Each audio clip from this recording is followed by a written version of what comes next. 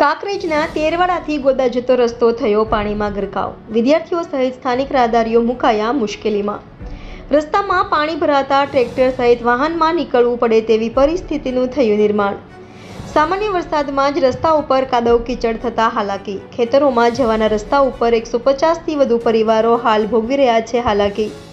Reporter ભગવાન Raigor, India 24 news, Kankrej.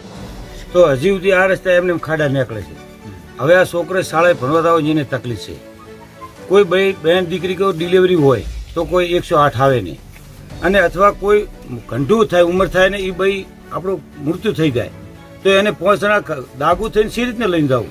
જાતે વખતે કદાચ આ ભાઈ કોઈ પડા આથડા લખણા પાઠ ભાગે તો આપણી શી પાલ છે. અત્યારે હાલ સરકાર કોઈ અમારી જાહેર વાપરતું નથી. તો વિનંતી કરીને મેં એમ કહે કે આ ઓગટનો અને તેરવાડાનો રસ્તો છે ગોદા બરાબર, અને આ રસ્તામાં હેડેવો રોડ અમને કરી આલો. ઇમરજન્સી વસ્તીની ખૂબ તકલીફ છે પાણીની. હાલમાં બેન દીકરી કોઈ હેડી ના કે કોઈ ઇમરજન્સી તાવ આવી જાય હાથ આમાં થાય રાતનો વેસું કોટો ખેતરમાં રહેનારા છે તો કોઈને જનાવર કરી દે કઈ રીતે.